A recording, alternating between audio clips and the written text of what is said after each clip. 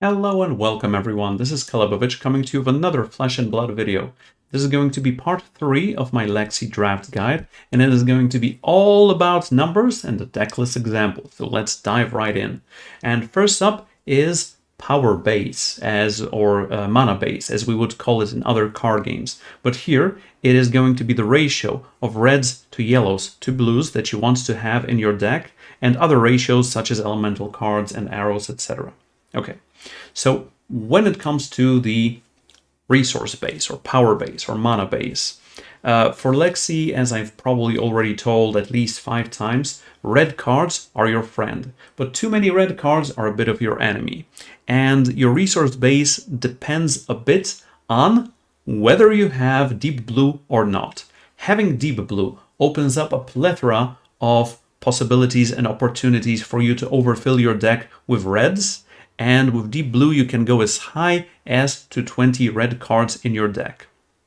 Also, your resource base doesn't necessarily mean that you have to go all blues for your resources, as for example in Oldhim, but you can go for some yellows because, as I've already talked about, you only need 2 resources to usually load up your bow and shoot an arrow, or to play a big ice attack. So I would say it is not really reds to yellows to blues, but reds to non-reds. And let me give you a couple of number examples. Let's say you are running a 30-card deck, and your deck consists of 10 reds and 20 non-reds. The probability of you drawing 4 reds in your first hand is below 1%. If you have 15 reds, it is about 5%. It goes over 10% once you have 18 cards, and it is 11.17%. When you have 20 reds and 10 non-reds, it goes as high as 17.68%. And it goes up and up and up. And it goes over 50% once you go over 25 cards. So I would say that 20 cards is probably the max, maybe 21 or 22, but you have to have deep blue when it comes to reds to non-reds. But if you want to go below that 10% probability of getting a 4 red hand, you have to keep it at 17 reds or lower. Okay, so that's one of the numbers. Next up, we have the number of arrows that you need in your deck, and honestly, it needs to be rather high. Not only do you need at least 8 to 10 red arrows to have a really decent Lexi deck, because remember, red arrows just deal more damage. You need to have some yellows and probably some blues as resources as well. And your arrow count should go to 12 or 15. I mean, 12 is probably the bare minimum. 15 is probably much better, and if you're closer to the minimum, you also need some other attacks like lightning surges, shock strikers,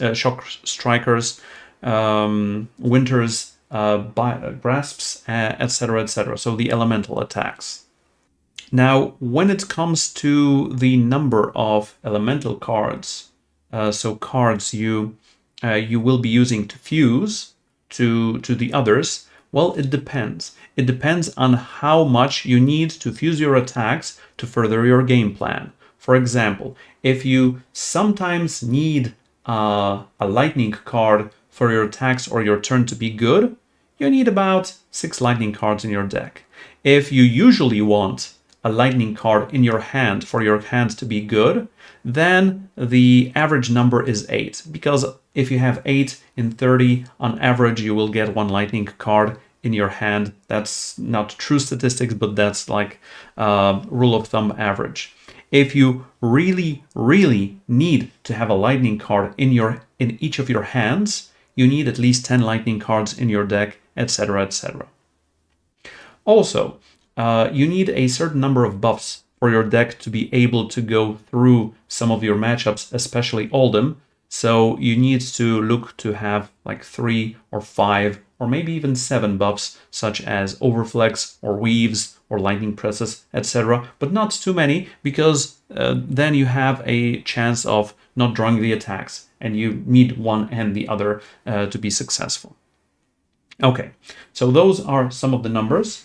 Now I would like to show you a couple of example decks that I have made, so as to show you all of these numbers in action. First one is going to be a Lightning Lexi that has a honing hood, because that allows you to put a lightning card into your arsenal and gain go again and attack with it with go again, etc. Or you can just reveal a lightning card from your arsenal, gain go again, use honing hood, exchange that for an arrow to put over here. Then you shoot the arrow. It has go again. Then you can use your bow, load it up again, etc., etc.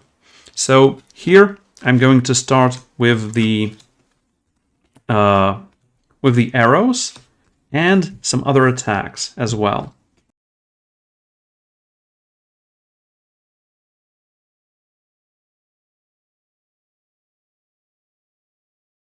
Okay, so when it comes to the numbers, we have 4, 9, 10, 14, 16, 17 reds.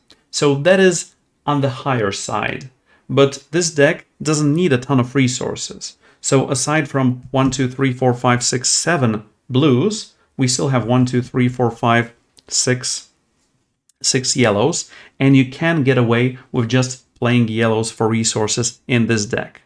Next up is the arrow count. We have 10 here and 4 here, but that's not the only way we can attack. We have 1, 2, 3, 4, 5, 6, 7, 8 more attacks over here. So we are very heavy on the attacks. And obviously, in a go-wide deck, you need more attacks because you're playing more attacks, more than one attack in a turn. Okay? You don't have that many buffs. You have double overflex, double lightning press, but you also have some kind of card advantage in those electrifies and polar blast. When it comes to fusing, you have 1, 2, 3, 4, 5, 6, 7, 8, 9, 10 lightning cards, and your lightning card needs are those 2 Entwine Lightnings, 2 Frazzle, a Buzzbolt, especially those 3 even Dazzling Crescendos, because these allow this attack to gain go again. Another Crescendo here, another Buzzbolt, and Frazzle here, but you're usually using these for resources. So on the one hand, your need for Lightning for fusion is a bit lower. I mean, sure, you want to fuse Frazzle, you surely want to fuse for Dazzling Crescendos, but you also want to reveal those cards from your arsenal so that your Lightning Surges, your Shock Strikers gain go again, and your Entwine Lightnings gain go again. So overall, the plan for this deck is to attack 2 or even 3 times in a turn, attack for 4 or more. Even those Lightning Surges and Entwine Lightnings attack for 4, Shock Striker for 5, Shock Striker for 4. So you have a ton of possibilities here. One thing, 17 reds, once again, is a bit on the higher side. I would even go as far as to lower one of the Chilling Ice Veins or Blizzard Bolts from a red to a yellow so that you have a better chance of playing out your turn. But even if you are low on resources, you can go for a huge turn with Entwine Lightnings that attack for 4 and cost 0, Lightning Surges and Ball Lightnings that attack for 2, 3, or 4 with go again, and these that you need to just load up with 1 red, and these can finish your opponent up, or rather finish your turn up. So this is example number 1. It is a go wide or Lightning Lexi. Now let's get to example 2, and this is going to be a rather one huge attack Lexi. So once again, it's Lexi with Shiver. She's got Coat of Frost.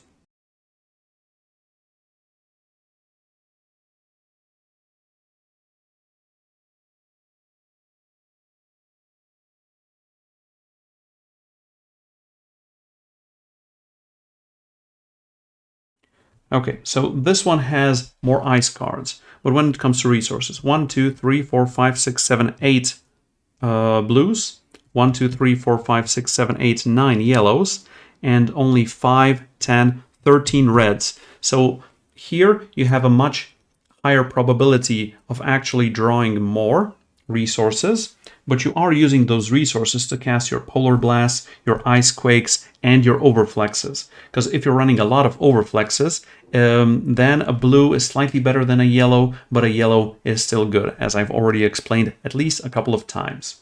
Now you have 3, 4, 5, 6, 7, 8, 9, 9 ice cards. But the question is, do you need ice cards to fuse? You have 3 Chilling Ice Veins that whenever an attack deals damage to a hero this turn, they discard a card unless they pay 1 resource. You have a couple of Flakeouts and a third one over here that gains Dominate. So we can use the quiver to actually, the bow to actually give your arrow +1, and then it gains Dominate from the fuse. And you have a couple of Blizzard Bolts, 3 Blizzard Bolts here that give Frostbites when they deal damage. These 3 lightning attacks, if you market them, if you arsenal them, you can just reveal it. It gains Go Again, you attack with it, and you continue your turn. But this is all about loading up, going high, going on those Overflexes, Ice Quake, Weave Ice. And this means this deck has 6 buffs. I would like it to have 1 or 2 more, but aside from that, it is looking really solid. So the things I would change here, let me just do the arrow count. This is 5, 6, 7, 8, 9, 10, 11, 12, 13, 14, which is okay-ish, but we only have 1, 2, 3, 4, 5, 6 other attacks. I believe I would change like these Heaven's Claws to a yellow one, probably, or a couple of yellows to reds, and I would love to have another red Weave Ice or a red Lightning Press or maybe another yellow or red Overflex. So these would be the changes that I would make to this deck. Okay, so this is example deck number 2. And last but not least, I have a deck here that I've recently drafted in a local armory event, and it was a bit strange because it was a 10-person pod, but nonetheless I was able to take it down, 4 wins, 0 losses. I was also quite fortunate to open up Shock Charmers and Deep Blue. Shock Charmers was pack 1, pick 1. Deep Blue was pack 2, pick 1. And Shock Charmers proved to be much better than I initially gave them credit. I thought it would just be a money card, but it actually won me at least a couple of games. As an example, I had a game where I was attacking with an arrow with Dominate. Opponent was not able to block all the damage, and for that I pitched 2 blues, gave myself 6 resources, and used this ability 3 times to deal 3 additional damage to the opponent, finishing them off. Okay, so in this draft, it was, as I said, a 10-person pod, and it was quite specific because there were 4 Oldhams, there were 4 Briars, and only 2 Lexis, me and the person to my left. So we had like an area just for ourselves, so to say. This one was also able to grab a lot of reds and not a lot of blues. And honestly, I was just playing a single yellow here, which was really, really interesting. And if you take a look at the number of red arrows that I have here, it is just pure amazing. And yes, this is the deck. But also, out of the full 45 cards that I had in this draft, these are 2. These are the other 3. And this means I have a 10-card sideboard, because out of 45 cards, 2 were equipment, 3 were other class cards I was unable to play, so scrap them. But I had 10 additional cards, which allowed me to think about sideboarding for some of my matchups. Okay, so I actually ended up not playing these 10, and this is like Red Dazzling, Crescendo, Red Frazzle, 3 Ball Lightning, and people were calling me crazy, and some of the other goodies like Yellow Lightning Press. Okay, but given that most of my red arrows are actually Ice Fusion, I just took out most of the lightning out of the deck. I just kept 2 resources here and 2 red lightning presses here.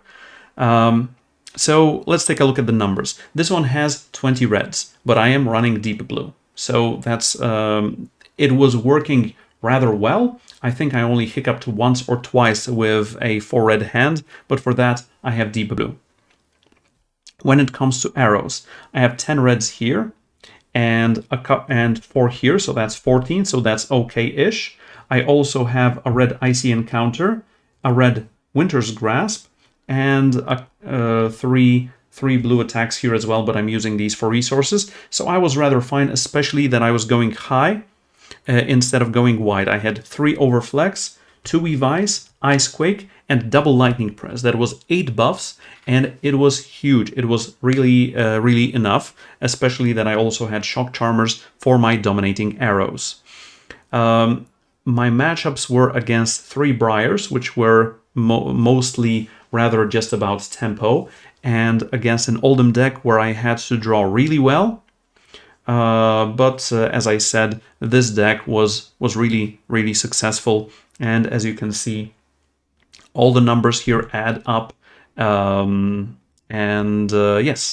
it was also a great experience finally opening up a legendary in a draft.